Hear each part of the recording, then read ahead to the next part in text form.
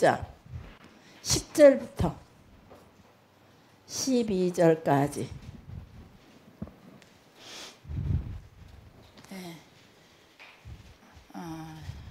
시작합니다.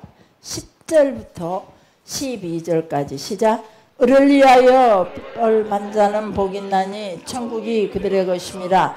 나로 말미암아 너희를 욕하고 박해하고 거짓으로 너희를 거슬려 모든 악한 말을 할 때에는 너희에게 복이 있나니 기뻐하고 즐거워하라. 하늘에서 너희의 상이 큼이라. 저희 전에 있던 선지자들도 이같이 박해하였느니라. 아멘. 과거의 성경들은 핍박이란 단어를 쓰다 보니까 제가 성경을 읽을 때 특히 새벽에도 성경 읽을 때 아는 구절은 그냥 막 쑥 읽다 보면은 이 단어가 표현하는 단어가 달라지고 찬송가에서 특히 많이 그러죠. 그냥 눈 감고 하나님께 찬양하다 보면 과거에 익숙했던 가사가 먼저 튀어나오더라고요. 그래서 내가 틀리구나 싶어 보면은 새로운 찬송가가 가사가 조금씩 바뀌기도 하고. 자, 그래서 지난 주일에 우리가 말씀을 을을 위하여 핍박을 받는 자는 박해를 받는 자는 복이 있나니 천국이 그들 것이라 라고 나는 이 말씀 가지고 잠시 생각했습니다. 의로움을 드러내는 거, 이거는 하나님의 의를 말하는 거예요. 인간의 찌닥과 구제라든지 사람과 사람 관계 속의 의를 이루는 것이 아니라 하나님의 의를 말하는 거예요. 하나님과 나와의 관계 속에서 내가 하나님의 계명을 지키는 거, 하나님의 규례대로 행하는 거, 하나님이 원하시고 뜻하시는 것들을 이루는 걸 우리가 하나님의 의라고 표현할 수가 있습니다. 그래서 그 하나님의 의, 하나님을 위해서, 하나님의 나라를 위해, 하나님의 뜻을 위하여, 하나님의 생각과 하나님의 소원을 위하여 핍박을 받는 자는 천국이 저희 것이라. 그래서 그 의로움을 드러내는 것은 결코 교만이 아니라고 말씀드렸던 것 같아요. 자, 우리가 종종 그래 너만 예수 믿냐? 니나 잘 믿어. 옳은 소리를 할 때 우리가 종종 과거에 이런 소리를 많이 듣기도 했습니다. 지금도 여전히 저는 좀 사모님들이나 목사님들 사이에서도 말을 이렇게 하는 편이라 아직까지 나이가 있다 보니까 이제는 이제 노년의 나이가 돼서 어디를 가든지 어른 역할을 하게 되더라고요. 이제 은퇴가 다 돼가니까. 그래서 당신만 예수 믿어? 이렇게 말하는 소리를 지금은 듣지는 않아요. 근데 과거에 제가 그런 소리를 들은 적이 있거든요. 아따, 사모님만 예수 믿어? 우리도 목사요. 그리고 여기는 우리가 잠시 그냥 쉼을 위해서 나와 있는 거예요. 그러니까 우리가 우리 마음대로 좀 힐링을 누릴 수 있도록 그냥 그런 것들은 그냥 눈 감으면 안 되겠어? 근데 저는 조그마한 것들을 막 상당히 그때 당시는 지금은 제가 그러진 않는데 옛날에는 괜시리 거룩했거든요. 말하는 것에서 행동하는 것에서 상당히 그 거룩을 강조했을 때가 있어요. 그래서 목사라면은 농담도 안 해야 되고, 목사라면은 말도 함부로 안 해야 되고, 그리고 목사라면은 행동하는 것도 함부로 안 해야 된다라고 생각했기 때문에 제가 그런 것들 때문에 이렇게 좀 말을 하다 보니까 그런 소리를 들은 적이 있어요. 근데 저뿐만 아니라 교인들의 삶을 보면은 종종 당신만 예수 믿어? 라는 이런 이야기들이 종종 주고받는 경우를 보게 됩니다.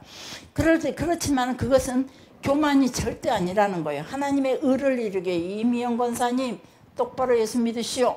하나님께서는 이렇게 말씀하셨어요. 라고 그 소리를 고미선 집사가 전한다 할지라도 그는 교만이 아니라는 거예요. 하나님의 의를 이루는 것은 절대 교만이 아니다. 당연히 우리는 나이가 젊고 늙고를 떠나서 쥐가 누구든지 간에 하나님의 의를 드러내야만 되는 거예요. 하나님은 우리를 선택하시고 부르시고 또 하나님이 애초에 우리를 창조하실 때는 하나님의 모습 그대로를 우리에게 드러내기를 원하셨어요. 그래서 하나님의 모양과 성품대로 지었고 하나님의 생기를 부어 넣으셔서 생명이 되게 하셨던 거죠. 그래서 하나님을 닮은 자로서 세상 속에서 하나님의 모습을 그대로 드러내라고. 하나님 사람을 창조하셨다는 거죠. 그래서 내가 사람을 만들었던 이유는 나의 영광을 나타내게 하려 함이라 라고 이사야서로 통해 이사야 선지자로 통해 하나님께서 이스라엘 백성들에게 주셨던 말씀이 있습니다. 그래서 우리는 하나님의 영광을 위해서 지어졌고 하나님의 영광을 위하여 선택을 받았고 부르심을 받았고 하나님의 영광을 위하여 우리는 때로는 목사로 때로는 이렇게 사모로 때로는 권사로 장로로 집사로 부르심을 받았다는 거죠. 그래서 교만이라는 것은 결코 하나님의 의로움을 드러내지 않는 것이 교만이라는 거예요. 자기의 의를 드러내고 세상의 의를 더 앞세우는 것, 사람의 의를 더 앞세우는 것이 진정한 교만이라는 거예요. 그래서 우리는 이 교만이 무엇인지 종종 나도 하나님께서 내게 능력 주시는 자 안에서 내가 모든 일을 할 수 있어요. 나는 할 줄 모르지만 하나님이 하게 하신다면 나는 할 수 있어요 라고 말하는 거, 이걸 사람들은 대부분 교만이라고 말하죠.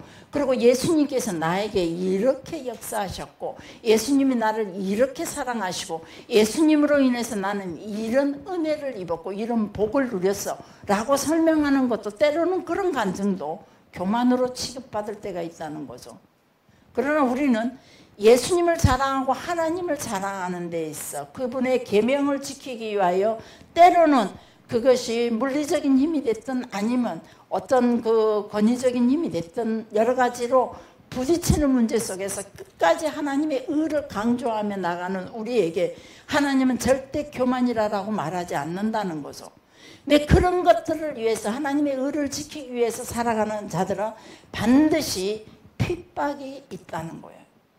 그래서 의를 위하여 핍박을 받는 자는 라고 설명하는 거예요. 하나님의 의를 지키기 위해 세상 속에서 이 세상 속에서 사단이 주관하는 이 땅에서 하나님의 의를 지키기 위해서는 반드시 핍박이 따른다는 거예요. 누군가가 우리에게 그 하나님의 의를 지키지 못하도록.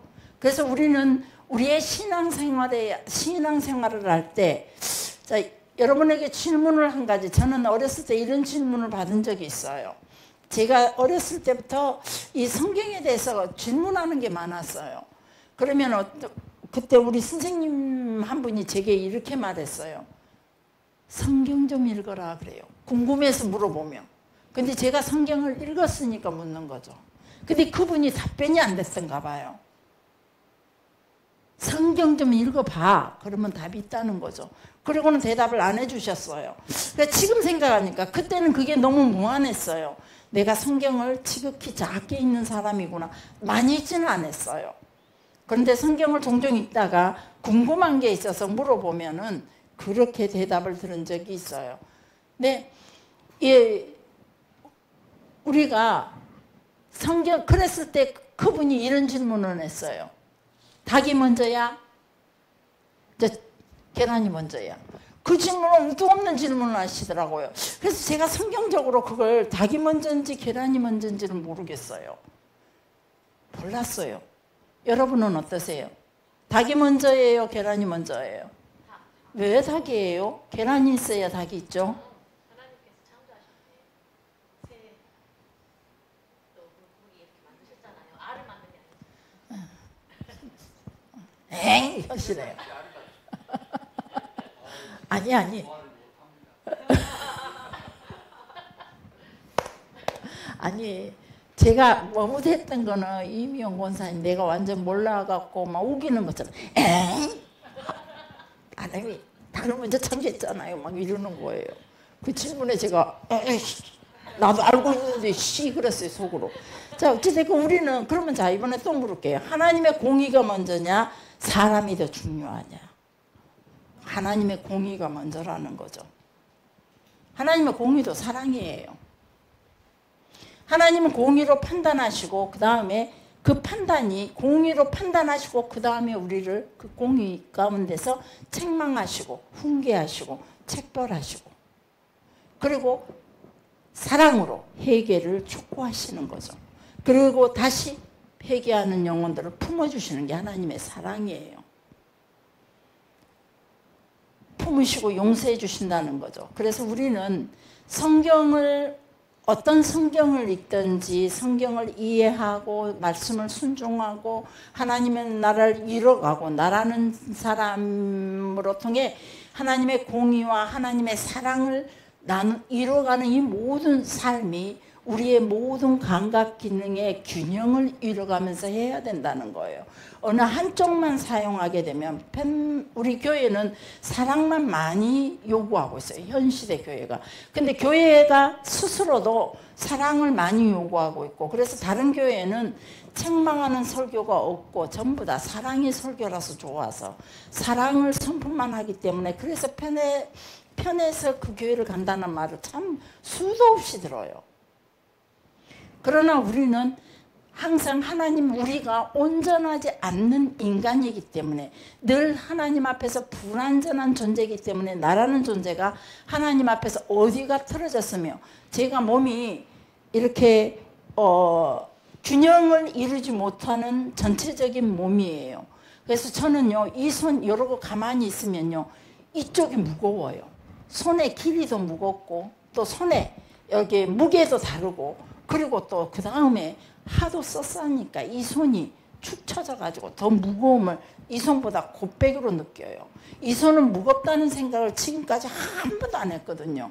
근데 모든 짐들은 이 어깨로 짊어지고, 모든 무거운 짐을 이 손으로 들다 보고, 모든 크고 작은 가볍고 큰 일은 다 왼손으로 하다 보니까 이 왼손이 고역으로 인해서 늘 지친다고 쭉쭉 힘을 잃어요. 그러다 보니까 이 손이 늘 무거워요. 그러니까 나도 모르는 사이에 열어 갖고 있으면 손 이렇게 처지는 것 같아요. 그래서 제가 늘 몸의 균형을 이루기 위해서 이렇게 해요. 그래서 열어 갖고 있어요. 그러면 제가 몸이 반듯한 줄 알았어요. 근데 늘 사진을 찍어보면 제가 열어 갖고 짜우뚱해가지고 구정해요. 왜 꾸꾸정하냐? 젊어서 너무 키가 커서 항상 이렇게 웅크리고 다녔어요. 그러다 보니까, 그리고 무거운 걸 너무 많이 이다 보니까 이 앞가슴뼈가 이만큼 툭 튀어나오기도 하고, 그래서 포개가 이렇게 들어갔다가 나중에 그 무거운 거 어렸을 때 초등학교 다닐 때부터 어른들이 이는 물동이를 이다 보니까, 물동이를 동네 가서 물 기르고 집에 와서 딱 내려놓으면 고개가 빠져나가지를 않아요. 이래갖고 한참을 이러다 보면 어느 순간에 이렇게 나와 있어요. 그러다 보니까 앞뒤 뼈가 이렇게 튀어나온 데가 있어요. 그러다 보면 이렇게 하고, 이 자세가 올바르지 못하니까 자세 교정을 누군가가 자꾸 해줬어요. 근데 자세 교정을 해주면서 늘 거울 앞에서 이렇게 하세요, 이렇게 앉으세요, 이렇게 어깨를 반드더니 보고, 날보다 보고 이렇게 반드더니 자세를 갖도록 하고, 이런 운동을 하세요 함에도 불구하고, 내 나름대로 한다고 하는데도 불구하고 내 자세는 늘 과거의 자세로 돌아가 있어요. 신기해요. 나는 안 한다고 하는데도. 그것처럼 우리는 세상에서 살아오면서 엄마 뱃속에서부터 세상에 물들어서 태어나요. 하나님의 보내시고 부르심의 그 응답으로 내가 이 땅에 택하시고, 그 부르심의 응답으로, 세우심의 응답으로 내가 이 땅에 태어났음에도 불구하고, 그럴 때 우리는 태어나면서 할렐루야, 주께서 나를 쓰시려고 이 땅에 보내셨네, 그리고 태어난 사람이 아무도 없어요. 세상의 죄에 물들어서 태어나는 모든 사람들이 이 땅에, 무거운 세상에, 죄된 세상에 태어났기에 다들 응애하고 울면서 태어나더라고요. 그 고역을 미리 알고, 인생의 고난과 고역을 미리 알고. 그러면서 태어나면서부터 우리가 주입식 교육이 시작하는 거죠. 환경이 우리의 부모로부터, 또 TV 매개체로 통해, 학교 교육으로 통해서 전부 다 하나님 없는 세상만 가르쳐줘요.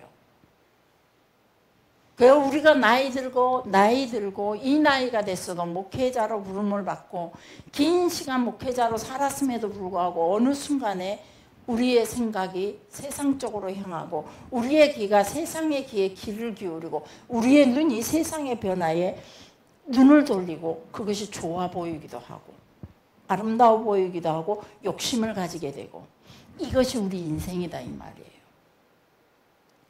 이런 것들을 우리는 꾸준히 하나님의 말씀 속에서 하나님의 의를 가지고 균형 있는 삶을 살아야 된다 이 말이에요. 하나님의 의를 이루는 삶.